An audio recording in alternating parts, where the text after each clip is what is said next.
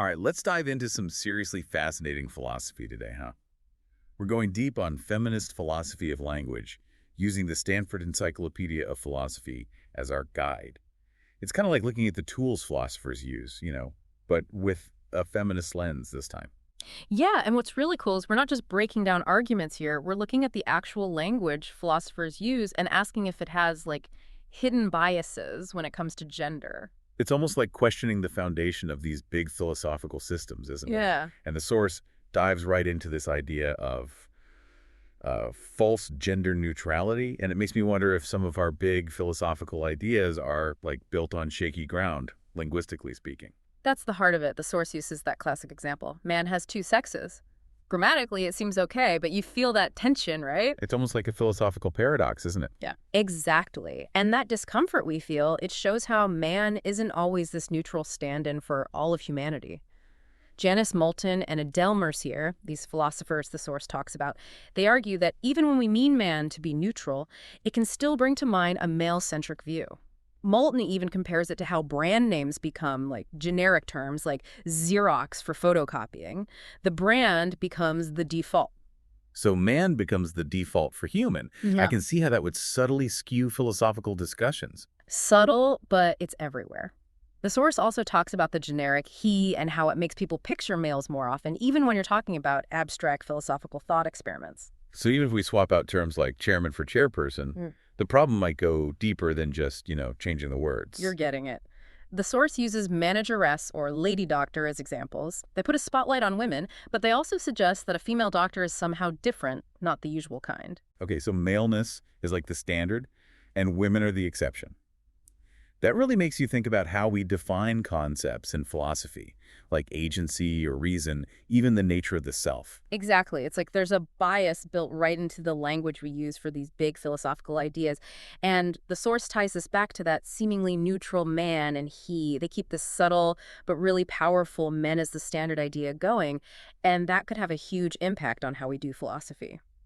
It makes you wonder if some philosophical debates are really just misunderstandings about language. But wait, is it too much to say this language is actually hurting how we think about women in philosophy? The source uses the term invisibility to address that. It mentions research showing people are more likely to picture a man when they hear sentences with he or man. It might seem small, but it reinforces this idea that men are the important figures in philosophy and women are just an afterthought. Wow. So even if we're not consciously thinking about it, our language choices are shaping who we see as a philosopher whose ideas matter. That's kind of unsettling. And this is just the beginning. The source also brings up another important idea: sex marking. And this one is especially relevant to how we write about philosophy. Hold on. Before we get into that, can you remind me what sex marking is again? I have a feeling it's going to be important for understanding how we talk about philosophy. Of course. It's this idea that English makes us specify someone's sex even when it doesn't matter. Marilyn Fry, the philosopher mentioned in the source, she uses the example of writing a book review. You need to know the author's sex to use the right pronoun, but their sex might have zero to do with the philosophy they're talking about. It does seem kind of ridiculous when you think about it like that. Does Fry connect this to bias in philosophy? Absolutely. She argues that this constant need to mark sex makes it seem way more important than it often is. It pushes this binary worldview where men and women are fundamentally different, and it subtly reinforces the idea that male perspectives are the default in philosophy. Okay, so we're starting to see how even language that seems neutral or grammatically correct can carry this hidden baggage, and it might be influencing how we read, write, and debate philosophy. But where does this take us? The source starts talking about encoding of a male worldview, which sounds pretty intense. It's one of the most challenging and interesting parts of feminist philosophy of language, and it really matters for how we understand the history of philosophy and how we do philosophy today. To get into this, let's think about the words foreplay and sex, which might seem a little out of place in a philosophy discussion. Okay, I'm intrigued. Let's see how this relates back to philosophy. The source says that sex is often defined by male orgasm, so the language itself is centered around the male experience. It makes you think about how some philosophical discussions have always prioritized a certain male way of thinking or knowing. So he's saying even how we define these key ideas in philosophy, like knowledge or truth, could be influenced by a male perspective. It's worth thinking about. Many women's experiences end up being like foreplay in this analogy, not as philosophically important. It highlights how language can bake in a particular way of seeing the world, even in fields like philosophy that try to be objective. It's like the language we use is already setting limits on what we can even ask about in philosophy. But can we really say language itself is male? That seems like a big statement. It's a bold idea, and the source really gets into this maleness of language. It's controversial, something feminist philosophers debate a lot. The source points out that there are often more positive words for men than women, and even neutral terms can become negative when they're used to describe women. Can you give an example of that? Something relevant to philosophy? Think about the word authoritative. Saying he's an authoritative philosopher just hits different than she's an authoritative philosopher. The second one might sound aggressive or even unphilosophical in a way the first one doesn't. It's like there's this hidden rule that women need to be more careful, less forceful in their philosophical style. Okay, I see how that subtle difference in meaning could really affect how women are seen in philosophy. Exactly. And it connects to this idea that men have historically had more power to shape language. And because of that, to shape how we think and talk about philosophy. Think about who's been writing the philosophy books, who's defined the terms, who's run the universities. So you're saying philosophy just reflects how men think. That feels a bit too simple, doesn't it? It's complicated, and the source acknowledges that language is always changing. It's hard to imagine any one group totally controlling language, especially in philosophy, where the whole point is to debate and disagree. But even if men don't have total control, the source suggests their influence has shaped how we understand and do philosophy in subtle ways that really matter. I'm starting to see how these abstract issues about language have real consequences for how we approach philosophy. And it leads us to a concept called discursive constructivism.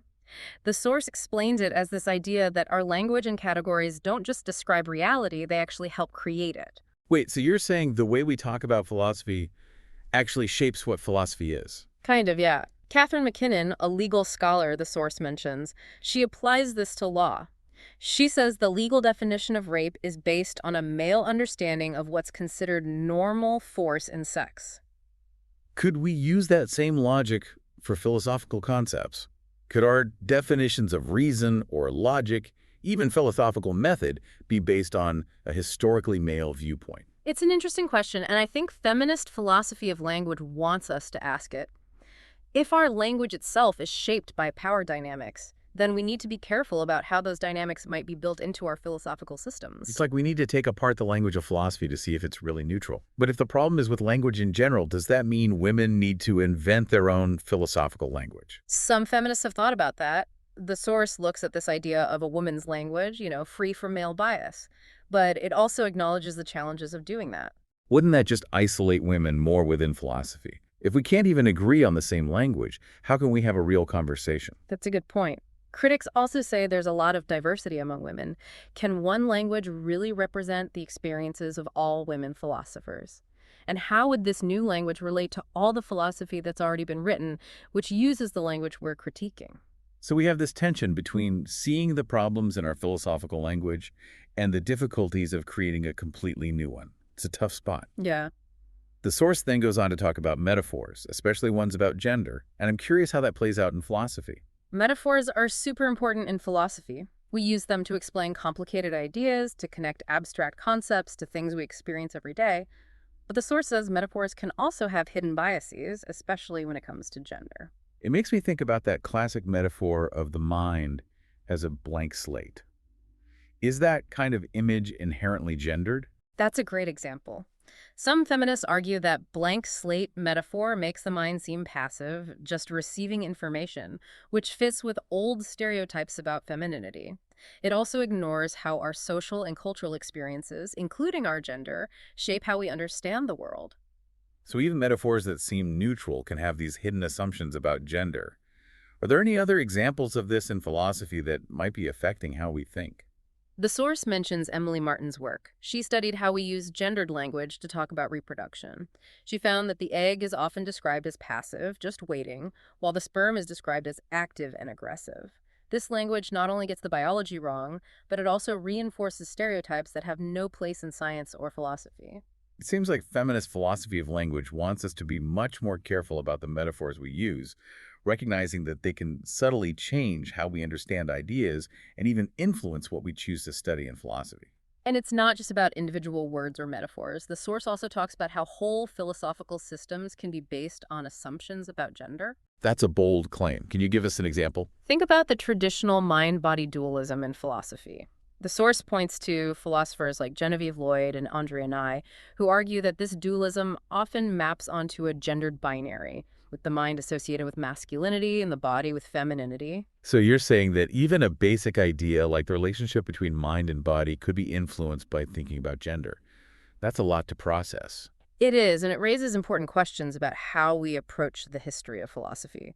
Are we reading these old texts with a gendered lens, and how might that be distorting how we understand these philosophical ideas? It's amazing how feminist philosophy of language is making us rethink even the most basic assumptions of our field.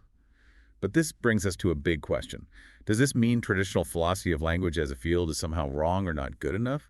It's not really about saying the whole field is wrong, but the source does say that early feminist philosophers of language criticized the field for focusing too much on the individual speaker and what they meant, while ignoring the wider social and political context of language. So traditional philosophy of language was missing a big piece of the puzzle. That's one way to put it.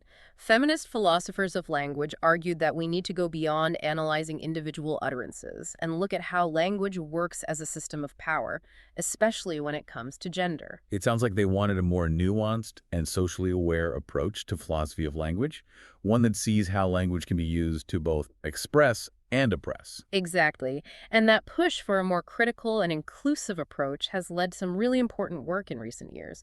For example, feminist philosophers are now using tools like speech act theory to analyze things like pornography, hate speech, even the language of philosophical discussions themselves. I know about speech act theory, but I'm curious how it's being used for these specific issues. Can you talk more about that? Sure. Speech act theory helps us understand that language isn't just about sharing information.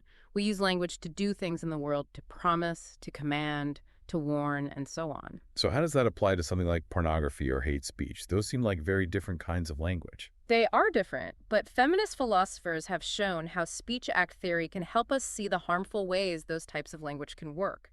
For instance, Ray Langton and Jennifer Hornsby, mentioned in the source, have done groundbreaking work on how pornography can be seen as a speech act that silences women. They say it creates a context where women's refusals are less likely to be recognized as real or even heard. That's a powerful way to use speech act theory. It shows how abstract philosophical tools can be used to understand and critique real-world problems. Exactly. And this leads to another area where feminist philosophy of language has made a big impact: the very meaning of the word woman itself. Okay, I have to admit, that one seems a bit confusing. Woman seems like such a basic word. What's so complicated about it? It's more complex than it might seem. Feminist philosophers like Sally Haslinger want us to think critically about what it means to be a woman and how we can define that idea in a way that helps feminist goals. So they're not just accepting the usual definition, they're actually trying to redefine it. What's the reason for that? Haslanger, in particular, says we should move away from purely biological definitions of woman and define it based on social subordination instead. Could you explain that more? It sounds like she's trying to shift the focus away from biology and toward the social and political experiences of women. You got it. Instead of defining woman by biological stuff, she's saying we should define it by this shared experience of being put down or oppressed just because you're seen as female. It's like she's saying woman isn't just a natural fact, it's a social and political idea. And that changes how we think about gender and philosophy big time. It really does. It forces us to think about how our philosophical concepts might be reinforcing or going against those systems of, keeping women down. Okay, so we've seen how feminist philosophy of language critiques everything, from individual words to whole philosophical systems. Yeah. But is it all just criticism? Does it offer any solutions, any ways forward? It's definitely not just about tearing things down. Feminist philosophy of language really wants to create a fairer and more equal world. One way it does this is by talking about hermeneutical injustice. Hermeneutical injustice. That's a new one for me. What does that even mean? It's the idea that some groups of people are unfairly disadvantaged in their ability to understand and talk about their experiences because they don't have the right conceptual tools. Imagine trying to explain, chronic pain to someone who's never experienced it. It'd be hard to get them to understand what you're going through because the words to describe it properly just aren't there. I get it. It's like there's this gap between what you're experiencing and the language you have to express it. Right. Yeah. Exactly. And Miranda Fricker, the philosopher who came up with this term, she argues that marginalized groups, including women, experience this kind of injustice a lot. They might have experiences that are hard to put into words or understand because the dominant language and ways of thinking don't really capture their reality. The source talked about sexual harassment as an example of this. Can you explain how that fits in with this idea of hermeneutical injustice? Before we had the term sexual harassment, women had a really hard time understanding and talking about the bad behavior they faced at work. They might have called it unwanted attention or being bothered, but those words didn't fully describe the power dynamics and the harm that was happening. So when the term sexual harassment came about, it was like a huge breakthrough. It gave women a new way to understand and talk about what was happening to them, and it helped change how society saw this issue. It was a powerful change in how we understand things. And Fricker says we need to be looking for these kinds of gaps in our understanding, especially when it comes to the experiences of marginalized groups. So it's not just about analyzing language. It's about actively creating new words and concepts that can give people the power to tell their stories and fight injustice. That's such an important point. Feminist philosophy of language shows us that language isn't just some neutral tool for communication. It's about power. It shapes how we see the world and each other. This has been like a mind-blowing deep dive. I feel like I'm looking at philosophy and language in a whole new way. From simple pronouns to complicated philosophical ideas, it's clear that language is so much more powerful than I ever realized. And what's so important about feminist philosophy of language is that it makes us more aware of that power, to see how language can be used to reinforce inequality, but also to see its potential for making a more just and equal world. So as we wrap up this deep dive into feminist philosophy of language, here's something to think about. How does the language we use in philosophy reflect or challenge the power dynamics in our field? And how can we as philosophers use language more thoughtfully and responsibly to create a more inclusive and equitable philosophical community? Something to ponder as you keep going on your philosophical journey.